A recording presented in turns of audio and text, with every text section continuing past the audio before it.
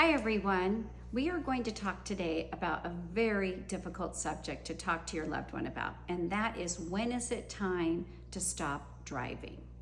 When is it not safe?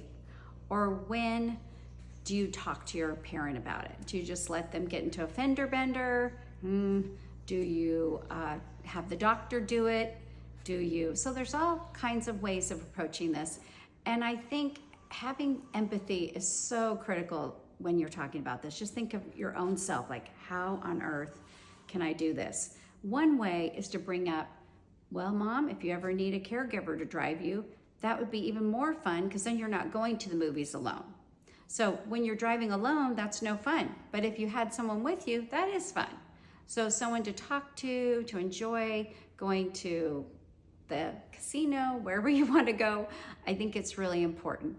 Number two is, Mom, if it's not safe and you're touching and going on the pedal, where is the liability there? And then of course she'll say, no, I'm not doing that.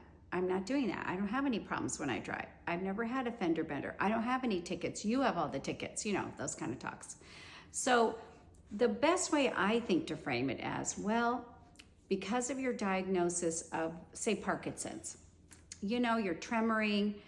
If you did get in a car accident, Mom, you could get in a lawsuit, because all they have to do is just look to see that you do have Parkinson's and you've gotten that fender bender. It's going to be automatically you're at fault, even if you're not at fault, just because they're going to go to that. And I think the fault state issue is a big one, and bringing that up to them is always important.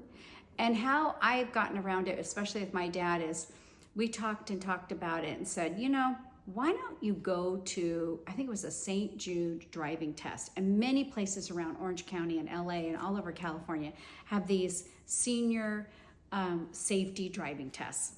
And if you go to that and you pass it, you're perfectly fine. And that way, and some of them are mobile, some are not mobile, but the fact that you're gonna pass that would be very valid, and then you couldn't get sued because you showed you were great. Usually the older adult will enroll. In my case, my dad enrolled, and it wasn't a tough sell. He wanted to be not liable, and went and did not pass, and came home and said, well, I'm giving up the keys because I don't want anyone, if I failed that test, obviously I'm a liability. He's a little more rational thinker. A lot of times older adults won't just say, oh, here you go, but he did. And so at that point, if they still insist on driving after doing the driving test, it might be a good idea to talk to the doctor and say, could you report them? What's your process of reporting someone who you feel is unsafe? And with older adults with dementia, we really want to look at braking too quickly or mixing up the pedal acceleration with braking.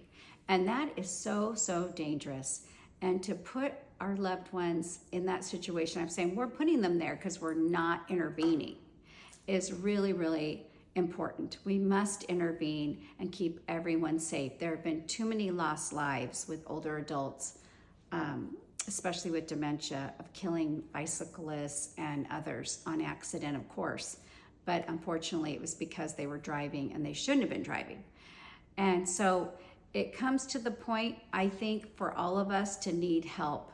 And the best plan is to send them to the 55 Drive Alive. There's all these programs out there. I don't even want to list them all because there's so many. If you just Google in your area, what is a older adult safe driving program? It doesn't have to be older adult, but most of them are. And they are just fabulous. And that takes it out of your hands and puts it into the hands of a professional that then can walk you through the process. So thank you for tuning in. And I hope everyone is supported by this video today. But if you have any more questions, please feel free to call Assured In-Home Care, and we will happily help you. Thank you.